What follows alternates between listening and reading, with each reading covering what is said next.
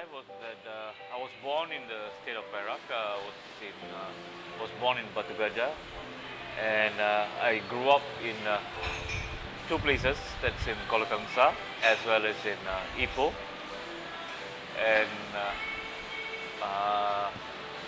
I finished my Form 6 in Ipoh. Then I left for Melbourne. I was in Melbourne furthering my studies, and I did my psychology, but unfortunately I couldn't complete my studies due to my dad's poor health. I had to come back to Malaysia. So meantime I got married down there in Melbourne, and I have two kids. My wife died due to leukemia, and ever since then, from the mid-80s, I've been in Malaysia. I've been in Malaysia. Since I did my psychology, and psychology was not recognized in Malaysia at that time, so what I did was I joined a retail group which is called the Parkson organization. I used to do training courses all over Malaysia, wherever the Parkson outlets. And after that, I joined the hotel industry until the last of the mid of the year 2011, where I stopped working due to my health. Unfortunately, I was diagnosed with a very severe illness. That is, I found out that I had colon cancer, or colorectal cancer as they call it. That was back from the month of May 2011, and they have done sort of a colostomy operation, and I'm still with it. And unfortunately, it is actually at the last stage. Okay.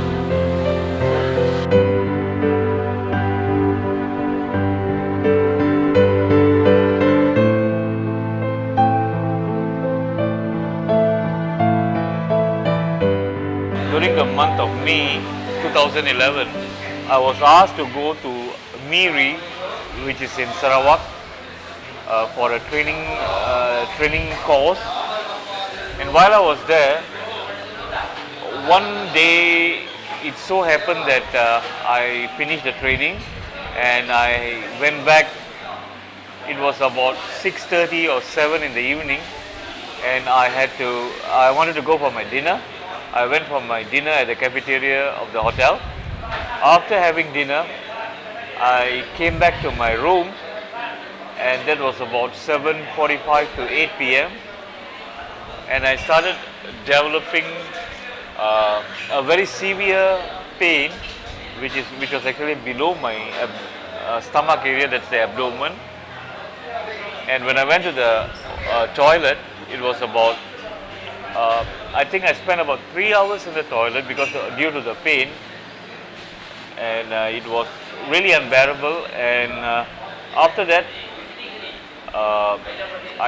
during that time, I found that there was blood coming through my anus, and that was a big surprise to me because I've never actually had that kind of symptom earlier in my life anytime. So since it was about 11 plus at night, it was too late for me to go to the hospital, so I decided to go the next day. So the next day I went to the Miri hospital for a thorough checkup. But unfortunately, the hospital didn't take much initiative to do a thorough test, and they just configured me and just said to me that it's just a plain gastric. After that, when I came back, I came back to Kuala Lumpur, that is, and when I came back here, whenever I have the pain, I used to go for the gastric medication, and I found out that the gastric medication was not much of a help to me. because there was still blood coming through my anus, and that's when I decided that I should seek further treatment here in KL. So I decided to go to the Kuala Lumpur hospital, the GH here, and I should say that the KL GH people are quite good, because they immediately admitted me, and they did two important tests. That's one is the MRI and the other one is the CT scan, and after doing that they confirmed that it was 100% colorectal cancer.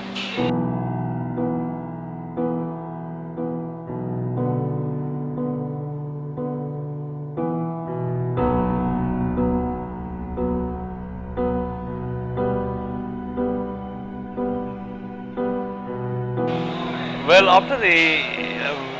after confirming that it was colorectal cancer, and after confirming also that it was in the last stage, they advised me to actually go for a colostomy. That is, they actually take the colon out of your tummy and they put it outside. And I have gone through that procedure, which also currently I'm having it. I carry a bag outside me. And well, the next option they have given me is actually they have asked me to go for a laparoscopic anterior recession, which means that they will take out whatever cancer is at the colon and try to prolong the my life. With this procedure, I was actually not a bit satisfied with this procedure, because since they have told me that it's in the last stage, and I have also read many articles with regards to this through the internet and all that, and I've also got some good suggestions from friends who have been doctors, who are also still doctors in other states, and they've also advised me it's quite a risky operation. And with regards to that, I decided not to go through the operation. And also what I did was, I had a second opinion. I went to a private hospital here, that's in Petaling Jaya, to get a second opinion from the surgeon. And the surgeon did point out to me that what GH is actually doing is not advisable as well, because the laparoscopic operation is supposed to be only concentrating on the colon. Now, according to my medical reports, the cancer has already gone into my lymph nodes as well as to my liver. Now, if they are only going to do my colon, then what about my liver? So that is definitely will also cause problems. And when I told the GH doctors about it, they say that the liver is something very sensitive and they can't do it for the time being, and they will try to use radiotherapy to shrink or something like that. And I was not agreeable on that, but anyway, they have also suggested the operation to be carried on in the month of in the month of February 2012. And alternatively, they have suggested the date on the 15th of February 2012. Well, I'm still waiting for their call, and well, I've not actually decided 100% whether I want to go through the operation or not. Why is that? Because the risk involved. One thing is, actually, at this stage, even when I'm in the stage 4, I can still talk, I can still walk, and I can do minor chores. But let's say if I were to actually go through the operation, there is a high possibility that I might be bedridden, and I might be dependent on people, which I feel that I do not want to be dependent on anyone. And that is the reason why I am not too happy going through the operation.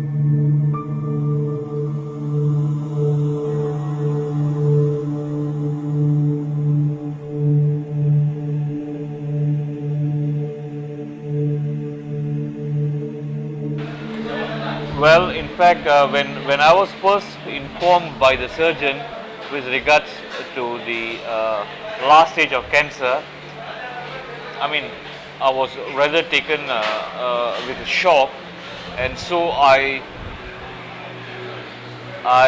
did ask the surgeon, how much time do I have? And he did tell me that the survival rate is very less, and it could happen anytime within now. That was in the month of June 2011 until December 2012, and the survival rate, he said, is only 1%. Well, I have crossed the month of December now. I'm actually coming into the month of January 2012, and but what I can observe and what I can see now is that from the duration of June 2011 until 2012, I am losing tremendous amount of weight, and I am going weaker and weaker day by day. And with regards to medication, they only have given me morphine, which is a sort of a painkiller with a high dosage, and this is not agreeable with me because morphine is actually a painkiller. It stops the pain, but it doesn't stop the dizziness or the nausea which I'm going through. Right? So basically, it disturbs my sleep and it disturbs my moods.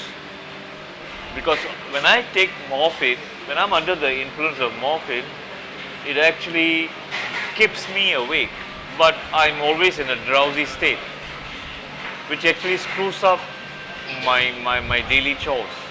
Like previously, I used to get involved in activities, but ever since I start developing this disease, it has actually disturbed the pattern of my life, in the sense that it is actually like I don't seem to be doing, because I tend to lose my moods, and I can't sit or I can't do anything for long because I tend to feel drowsy, and whatever food intake which I have, it always leads to diarrhea, and it forces me to actually spend more time in bed rather than to do other things.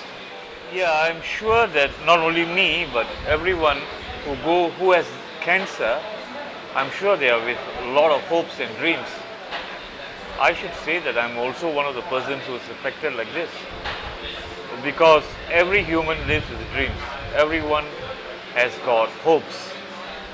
So if you get a dreadful disease like this, of course the dreams are shattered, right?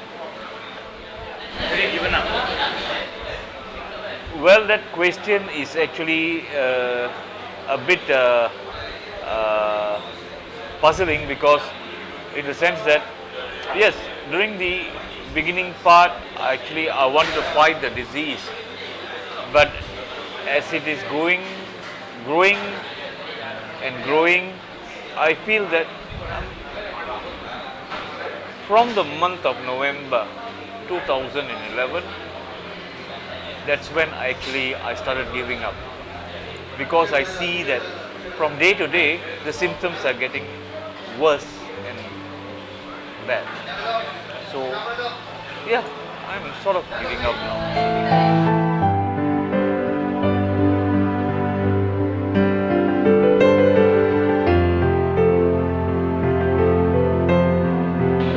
I don't have any immediate plans actually, but well, I have to fight the pain mentally, and that's what I'm doing now, right now. From the time that you first got to know that you have this illness Okay. until now, and it looks like you have given up a bit, do you still have some amount of hope? Well, hope, no. I feel that basically because as I've gone through articles, probably it's psychological fact, but I have accepted the fact that this disease, when it comes to the extremes, it can actually cause death, and I've accepted the fact. So I am ready. I'm ready to face, right? So in terms of hope or something like that, I no, I don't have hope. To be very blunt, no. If there is any other people outside there, with or without the symptoms, what would you like to tell them at this stage? Well, I would like to advise people who actually go through symptoms of constipation, especially if you are in the age criteria from 45 onwards. I would seriously advise these people to go for a colonoscopy, whereby it can actually detect if there is any suspicious cyst or tumor or growth within your stomach area or stomach lining, because it detects actually early detection actually can be cured. So I would seriously advise everyone, especially if you are in the age within 45 and onwards, to seriously go for this test. What now after going through so much? What is your idea? What is your perception about the health facilities in Malaysia? Well, health facilities in Malaysia is still backwards, I should say. They should actually look into more priorities given to people, especially like myself, whom we are termed as terminally ill, or the advanced stage of this dreadful disease.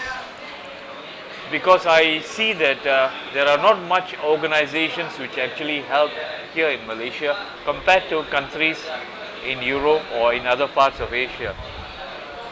In fact, Malaysia should have more organizations to help these terminally ill people. There is a lot of improvement to be made in terms of health. Priority in dealing with this kind of cases, I think Malaysian health societies should come forward and organize more mobile clinics to move around every state in Malaysia, and also to identify people, to create awareness in order to get a good, healthy environment. Is medical treatment expensive?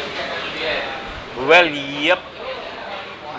If you are going through the government hospitals compared to the private ones, of course it's cheaper. But even if you are going through, like in my case, for example, the laparoscopic anterior recession, the operation would cost about 4,000 Malaysian ringgit if you are to take up the operation.